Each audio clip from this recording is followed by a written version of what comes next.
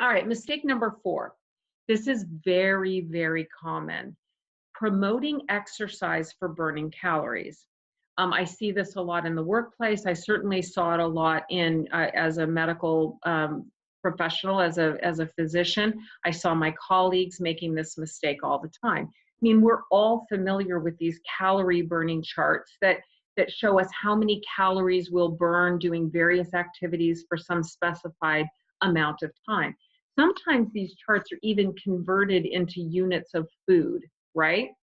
So what's the problem with that? Of course, we all do this, and maybe you even personally do this for yourself in terms of earning the right to eat, or perhaps even punishing yourself for eating a particular food. So think about this. Those of us who really, really enjoy physical activity, most of us do it because we love the effects that we get from it. We feel great, more energetic, we sleep better. Maybe we notice improvements in health indices as well. But if you're using exercise to burn calories, then it becomes punishment for eating, or paying penance for eating a bad food, or even for earning the right to eat. And here's the problem: punishment doesn't feel good. So people will end up yo yo exercising the same way they were yo yo dieting, right? When you compare the number of calories it'll take to burn off a particular, or how many minutes you'll have to exercise to burn off a particular food, sometimes people will be like, forget it, it's futile. I could never burn all of this off. And besides, you and I both know that you can't accurately compute everything you eat or every calorie you burn anyway. It turns eating and physical activity, actually eating and living, into a math problem that requires way too much of our precious time, energy, and attention. Besides, exercise doesn't always or even usually result in weight loss. You've seen these studies, you know this is true.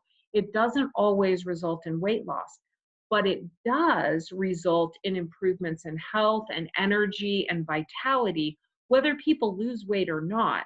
And so if people are equating exercise with weight loss, but they don't see a change on the scale, or a sustainable change on the scale, they'll quit exercising even though they're getting all of these other benefits from it.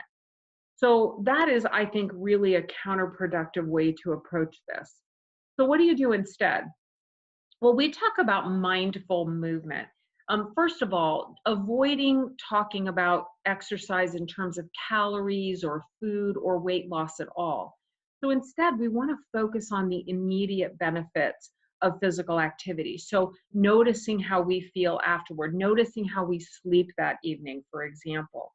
And then the other thing that I want to point out is that for many people who have struggled with food and these issues, they become disconnected from their body. They kind of become a walking head, and they don't really connect with the way their physical body feels. And so physical movement can really become a way of reintegrating one's connection to yourself.